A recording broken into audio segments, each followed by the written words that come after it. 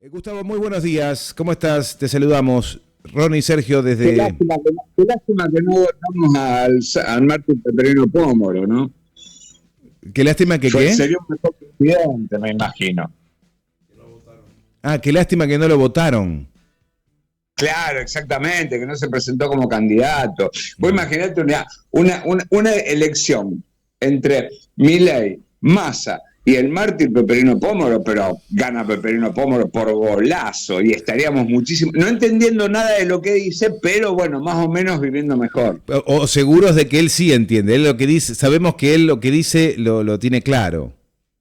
Espero que sí. Claro. Espero que sí. Sí, Bueno, sí. buenos días Ronnie, buenos días Sergio y toda la audiencia de Con Fundamento Criollo por Radio Lateral Posada. ¿Cómo están ustedes? Bien, bien, te hemos recuperado porque hemos tenido que suspender la semana pasada por dificultades, por trabajos que se están haciendo aquí. Bueno, consideramos que lo mejor era no torturar ni a los oyentes ni a nuestros queridos amigos, porque había mucho ruido. De todas maneras, ayer nos pasó que hicimos el programa y había mucho ruido de todas maneras. Pero bueno, reconocí que me censuraron, así de simple. no lo haríamos. Me quedé con las ganas de decir tantas cosas el viernes, no se dan una idea. Me imagino. No se dan una idea. Me imagino. Gustavo, bueno, pero acá tengo ya la agenda que nos has compartido de los títulos que ofician a manera de disparador para que puedas desarrollar. Lo que te pareció rescatable. Es como decir, esto es de lo que voy a hablar porque mi agenda es esta, nos dice Gustavo Rosa con esta serie de títulos, arrancando por la Policía Federal bloquea la Universidad de las Madres. Bueno, aclaro en primer lugar que todo el resto de lo que aparece tiene que ver con un orden cronológico, desde el viernes hasta ayer. Pero ayer la Policía Federal bloqueó la Universidad de las Madres de Plaza de Mayo para que no entren ni estudiantes, ni profesores, ni personal no docente, o para impedirles la entrada o para dificultarla. Durante unas horas el ingreso. Y bueno, obviamente que se armó una especie de revuelo entre la Policía Federal y los que querían ingresar, porque uno no sabe por qué la Policía Federal, dependiendo del Ministerio de Seguridad Nacional de Patricia Bullrich, estuvo en las puertas de la Universidad de las Madres para impedir el ingreso y el normal funcionamiento, que ya está bastante alterado por la falta de presupuesto, de la falta de partidas de dinero que el gobierno no le está enviando. Esto no solamente es una intromisión a la autonomía universitaria al poner fuerzas federales para impedir el funcionamiento, sino además un incumplimiento de las funciones de un gobierno que tiene la obligación por ley de mandar la partida presupuestaria a cada una de las universidades y facultades del país, que no lo está haciendo, Uno no entiende por qué. ¿Por qué entiende por qué, pero no sabe cómo lo pueden fundamentar institucionalmente? Están en contra de la Universidad de las Madres y de todas las universidades, Así y todo, la rectora Cristina Camaño dijo frente a la puerta de la institución: tratemos de calmar los ánimos, no putear, y de esta manera que la policía se está comprometiendo a irse. Pero si no los insultamos, ¿quiénes son para impedir el ingreso de la gente a una universidad y que encima no los insulten? Porque esa es la condición para que ellos se vayan. O sea, van para que los insulten, obviamente los insultan, y ponen eso como condición para no irse. Están, la verdad, chifladísimos en esto. Las Madres de Plaza de Mayo, dice un comunicado, denunciamos al mundo que el gobierno criminal de Javier Milei impide a través de uniformados de la Policía Federal el ingreso de los trabajadores de nuestra universidad a su sede para cumplir con su tarea normal. La ministra viola la autonomía universitaria y pretende criminalizar a los trabajadores de la universidad. convocamos a toda la comunidad de la Universidad de las Madres, a los sindicatos, organizaciones sociales y a los partidos políticos a movilizarse en defensa y poner freno a este atropello. Eso fue lo que pasó ayer. Igual se está armando una movilización universitaria, creo que es para el 6 de septiembre o en estos días, porque no han cumplido con el compromiso de enviar recursos para el funcionamiento de las universidades de todo el país. Pero esto nos hace acordar mucho a la noche de los bastones largos durante el gobierno de Onganía, cuando se persiguió a profesores universitarios y estudiantes en todas las universidades del país. Es muy parecido y no es caprichosa la comparación. Y nos tenemos que ir a Brasil un ratito porque no están bien las cosas entre Elon Musk y Lula da Silva. Bueno, es un conflicto que nos va a hacer abordar un par de temas, donde, bueno, el juez de la Corte Suprema brasilera, Alexandre de Moraes, esto ocurrió el viernes, ordenó la suspensión de la red social X en todo el país. ¿Qué había pasado previamente?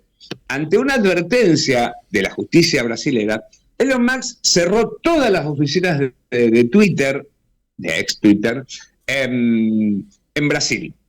Entonces, el juez de la Corte Suprema de Justicia dijo, bueno, si no hay ninguna autoridad de Twitter, Twitter no puede funcionar en Brasil. Entonces, bloqueó la plataforma en todo el territorio brasileño.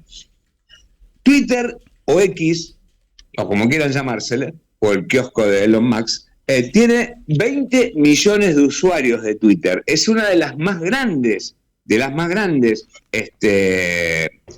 países en donde funciona Twitter. Entonces, el juez de Moraes dijo que hay que cumplir con las resoluciones judiciales y hacer frente al pago de las multas impuestas contra X en el país. Obviamente, Musk se negó y acusó al magistrado de haber bloqueado las cuentas bancarias de otras de sus empresas, y acá viene la cuestión.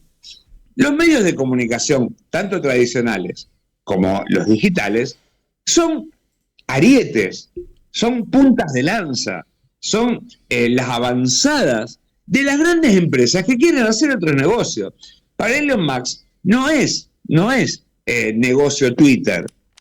El negocio es que eso funcione como ariete, como forma de derrocamiento gradual en cuotas de los gobiernos que se oponen a sus políticas, porque detrás de los intereses de Elon Musk, detrás de Twitter, están los grandes negocios que pueden adoptar en los países de América Latina. Y acá viene una cuestión. Una cosa es que haya una red social en donde los anónimos, los ciudadanos, como personas, como sujetos de derecho, podamos opinar. Y otra cosa es el ejército de trolls, el ejército de operadores que difunden información falsa, pagados por la misma empresa o por gobiernos o por opositores al gobierno, y naturalizamos que una red social que debería ser democrática, abierta, no manipulada, termine siendo manipulada por los trolls. Acá naturalizamos en Argentina que parte de la plata para la CIDE se utilice con trolls. Entonces todos hablan, sí, porque los trolls. ¿Cómo no hay una prohibición para que un gobierno o una fuerza opositora pague a tipos que mientan masivamente en las redes sociales, cuando esa red social es para otra cosa? Es para otra cosa. Entonces, esto no tiene que ver con la libertad de expresión de los usuarios bien intencionados, sino es una medida contra la mala intención de las redes sociales de estar por encima de los gobiernos del resto del mundo. No es el único lugar donde X tuvo sanciones. En Europa también tiene sanciones. Por lo tanto, no hablemos solo que Lula es el culpable de una censura. Habló Lula. Cualquier ciudadano de cualquier parte del mundo que tenga inversiones en Brasil está subordinado a la Constitución y a las leyes brasileñas, dijo Lula. Y esto tiene que ver, y a lo mejor puede estar como contrapartida de lo que hace un gobierno de Milei, que es el que abre las fronteras y le da posibilidad a empresas extranjeras para que estén por encima de los gobiernos votados popularmente. Eso es lo que está sucediendo. Esto no es una cuestión de libertad de expresión, es una cuestión de prepotencia empresarial, donde se malogra a los gobiernos que intentan luchar contra los poderes internacionales, que son los económicos, y se los ataca por la libertad de expresión. Yo me acuerdo que había un viejo diputado, César Jaroslavsky, en los tiempos de Alfonsín. Sí, el Chacho.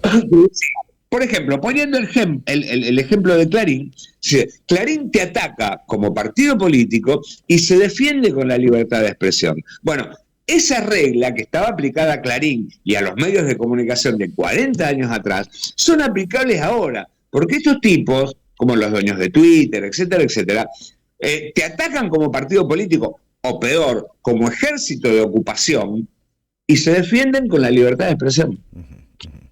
Este domingo, Gustavo, se cumplieron 2 años del intento de asesinato de Cristina Fernández. Hubo un recordatorio de algunas agrupaciones, de algunos sectores, recordando esto y pidiendo, por supuesto, justicia. Y la gran pregunta: ¿quién mandó a matar a Cristina? Claro, porque el juicio que se está haciendo ahora es contra los 3 autores materiales, los que organizaron todo para que pudiera haber un Sabac Montiel que le gatillara en la cabeza 2 veces a la entonces vicepresidenta Cristina Fernández de Kirchner. Pero la demanda de justicia va mucho más allá de estos 3 personajes que en realidad, dicho con toda falta de respeto, son 3 perejiles que cayeron en la volteada, cuando en realidad detrás está la verdadera tríada del poder de nuestro país. ¿Qué es la tríada del poder? Un poder conformado por los grandes medios de comunicación y los empresarios, sumados al Poder Judicial, que es cómplice de esa tríada. En esta instancia, esta tríada, que nunca es votada, porque los ciudadanos no votamos, ni empresarios, ni dueños de medios de comunicación, ni jueces, es la que gobierna el país, no solo ahora, sino casi siempre, salvo en los gobiernos de Néstor y de Cristina, que por eso a Cristina le gatillaron en la cabeza. A Cristina le gatillan en la cabeza porque fue la única mandataria que se opuso a las pretensiones y en parte del poder económico.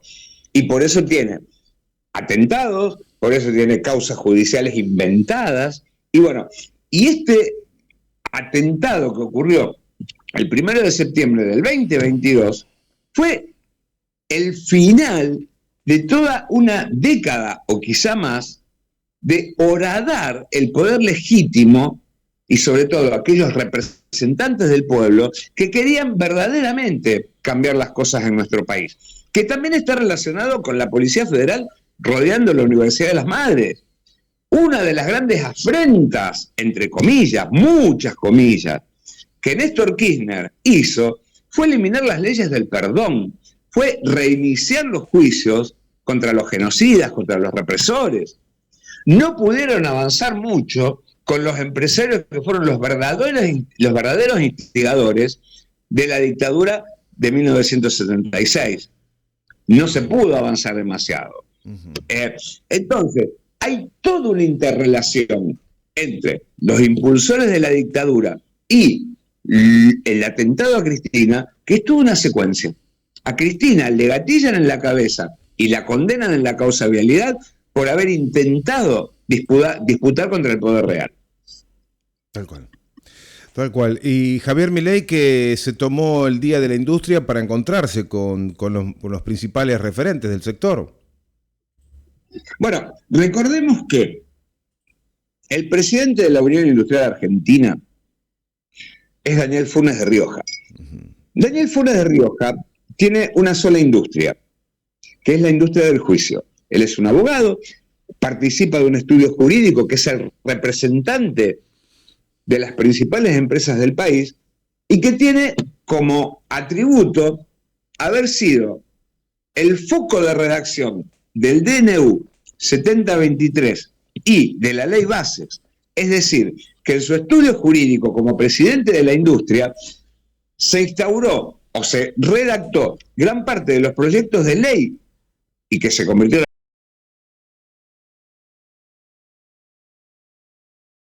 ¿Lo dijo así, Gustavo? ¿Lo dijo así, tal cual? Vinimos a achicar el Estado para agrandar el bolsillo de ustedes. ¿Textual? Lo dijo textual. Textual. Lo escuchás y no podés creer. No lo aplauden mucho por eso, ¿no? No lo aplauden mucho por eso. Porque aparte, también esta idea de que si mejoramos las ganancias de los grandes empresarios, eso va a derramar. No, lo que viene ya no es ni orina. Es decir, lo que se derrama no es ni un vómito. Como estamos viviendo ahora, que gran parte de los argentinos, o está por debajo de la línea de pobreza, muy lejos, o no llega ni siquiera a mediados de mes. Gran parte de los argentinos. Y el tipo admite ante los industriales, que algunos, que generalmente la Unión Industrial Argentina no está conformada por las pymes, sino que son los grandes popes de la industria. Los grandes popes, y que justamente pusieron como presidente no a un industrial como ha sido generalmente, sino a un tipo que es un representante no de industria, sino de especuladores, sino de los grandes industriales del país. Por ejemplo, un Paolo Roca que está haciendo inversiones en México, porque acá sabe que no le va a ir bien con esa inversión. En México, que es un gobierno de signo totalmente opuesto al que en este momento está gobernando el país. Si ellos, los libertarios, le vienen a llenar los bolsillos de los industriales, ¿por qué Paolo Roca invierte en México? Donde supuestamente hay un gobierno que va a impulsar una redistribución justa del ingreso, a diferencia de lo que pasa en Argentina. Paradojas. Así es. ¿Cómo? Así es, digo, no sé si querías agregar algo más porque tengo una pregunta para hacerte. Hay muchísimo, porque por ejemplo, en una de sus declaraciones dijo, por ejemplo, con esto de que se va reduciendo el impuesto país que él mismo aumentó, porque se ufana de bajar unos puntos el impuesto país, que es un impuesto que se aplica a los gastos en el extranjero, tanto de ciudadanos individuales como empresas, es decir, a las importaciones, que él mismo aumentó apenas asumió.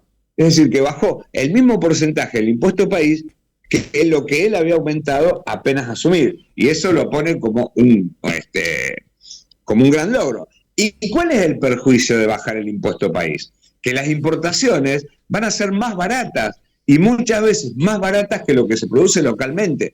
Algo que ya vivimos en los 90, que la importación, el todo por 2 pesos, el 1 a 1, trajo un genocidio o un industricidio, como se dice generalmente, que ese industricidio provoca un genocidio porque hay mucha gente que queda fuera del sistema y mucha gente se muere de hambre. En aquella época fue gradualmente, con este gobierno fue bruscamente. Titulaste la respuesta de Kicillof. Bueno, antes que nada quiero agregar que Milei se ufanó ante los industriales del superávit que estaban teniendo las empresas energéticas gracias al tarifazo que todavía no hemos terminado de padecer, y algo de lo que se quejó Daniel Funes de Rioja en la apertura del Día de la Industria, que las tarifas estaban muy caras. Es decir, los tipos que vinieron pugnando durante años con la quita de subsidios a las tarifas, ahora se están quejando porque las tarifas le vienen muy altas a la industria por la quita de subsidios que ellos mismos impulsaron. A ver, manicomio no solamente para Milei, sino para muchos de estos tipos que nos gobiernan sin haber sido votados, como Daniel Funes de Rioja. Paradojas. Bueno, Kicillof le respondió a esta especie de justificación de la destrucción que estaba haciendo de la industria. Una de las cosas que planteó es que este gobierno, el gobierno de Javier Milei, no está apuntando a la industria nacional, sino a que este gobierno es un atentado hacia gran parte de la industria nacional. Y hay algunos informes que plantean, por ejemplo, el CEPA, cómo ha retrocedido la cantidad de puestos de trabajo solamente en la industria PYME en este menos de un año que tiene Javier Milei. Comparado entre noviembre de 2023 y mayo de este año, se perdieron 28.554 puestos de trabajo en unidades productivas, es decir, un 2,35% menos.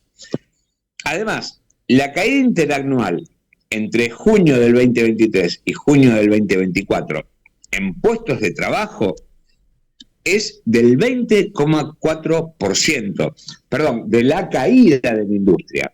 Y el uso de la capacidad instalada está en este momento al 54,5%, niveles comparables con el 2020, que era el momento de la pandemia.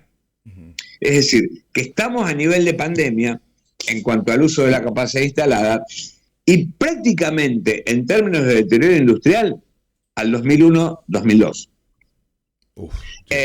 Así que bueno, ¿y qué dijo Axel Kicillof? Que este gobierno es enemigo de la industria nacional y cuenten con el gobierno de la provincia de Buenos Aires como red y como escudo contra las políticas antiindustriales del gobierno nacional. Algo totalmente diferente. Gustavo, el veto a los jubilados y una denuncia penal. Javi puso el veto. Es decir, que ese veto que se estuvo anunciando durante toda la semana pasada, que finalmente vio la luz ayer, con la firma de todos los integrantes del gabinete. Para los que, Gustavo, para los que por ahí no están siguiendo la política argentina, la Cámara de Representantes, digamos, el bloque opositor había logrado sumar mayorías para aprobar una ley de reforma jubilatoria, ¿no? Claro, reforma de el cálculo de los haberes jubilatorios, que significaban, creo que unos 17.000 pesos para los jubilados de aumento, que es insignificante frente a las carencias que todos nosotros tenemos. 17.000 pesos en muchos casos no sirven ni para hacer un 10% de una compra habitual que uno hace en un supermercado o que uno hacía 10 años atrás. Es decir, no compras nada con 17.000 pesos. Pero sin embargo, este proyecto de ley, aprobado ampliamente en la Cámara de Diputados y de Senadores, Javier Milei dice a nivel del boletín oficial que el proyecto de ley sancionado por el Congreso es manifiestamente violatorio del marco jurídico vigente en cuanto no contempla el impacto fiscal, es decir, cuánto va a significar.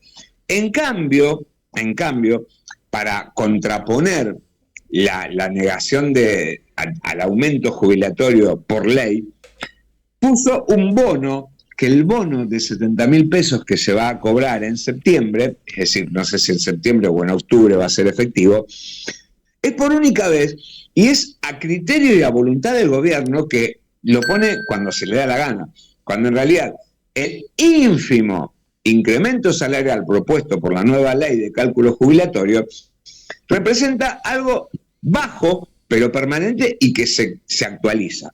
Bueno, Javier Milei dijo que la fórmula es inflacionaria, que el gasto que se iba a producir por este aumento de la fórmula era de, creo que había dicho, un 64% del PBI, lo cual es una locura que ni siquiera llega. Por favor. Significa, de acuerdo a la ley votada en el Congreso, un 0,4% más del gasto, y que es equivalente al 0,46% del PBI, que significó la baja del impuesto a los bienes personales. Bienes personales pagan aquellos que tienen yates, mansiones, que tienen varias propiedades, que tienen aviones particulares. Eso lo bajó, que es mucho más que lo que significaría un aumento insignificante a los jubilados. Dios mío. Y ya hay una denuncia penal con esto, porque la abogada Valeria Carreras, que también fue representante de algunos de los familiares de Lara San Juan, presentó una denuncia contra el presidente por dos cosas.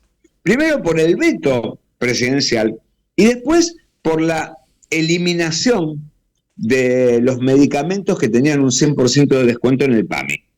Es la posible comisión de un delito de incumplimiento de los deberes de funcionario público, que van por dos lados, por un incremento a las jubilaciones y por la eliminación de los medicamentos gratuitos a los jubilados. Es decir, que esta defensa de Valeria Carreras va contra las dos vías que el presidente toma para perjudicar a los jubilados. Pero incluso esto, lo de los medicamentos, viene de la mano con muchas mentiras que se estuvieron diciendo en estos días, tanto de las redes sociales como desde los medios tradicionales, que tiene que ver con que, recuerden que Alberto y también Cristina otorgaba 10 medicamentos gratuitos, absolutamente gratuitos, y el resto con descuento siempre que estuvieran recetados. Una de las mentiras que circuló esta semana tiene que ver con que los jubilados pedían medicamentos gratuitos para después pasárselo a sus familiares. Esos medicamentos van con receta médica. Son medicamentos que tienen que estar fundamentados en la necesidad de acuerdo al informe médico Historia Clínica. Nadie va a repartir los medicamentos que le recetan porque les son necesarios para la propia vida de los jubilados. Por lo tanto, es un argumento absurdo, pero que también tomó Macri, También Macri redujo la cantidad de medicamentos gratuitos. Son los gobiernos nacionales y populares los que instauran la gratuidad de ciertos medicamentos para los jubilados y para aquellos que lo necesitan, tanto para los enfermos terminales o los que tienen alguna enfermedad grave, como para los jubilados en su consumo cotidiano. Los gobiernos de derecha, que son los que, esa tríada de la que hablábamos al principio, nos obligan a votar, son aquellos que cancelan los medicamentos gratuitos para los jubilados. Totalmente. Y nos queda la última, la censura de la información pública, que es otro hecho político en retroceso. Sí, vos fíjate que oh casualidad, cuando Javier Milei estaba en campaña, él decía que los libertarios son superiores estéticamente, moralmente y republicanamente. Macri también decía más o menos lo mismo, porque tenía sus ojitos celestes y que eran los defensores del republicanismo, pero tanto Macri como Milei son los que más atropellan la Constitución y las leyes.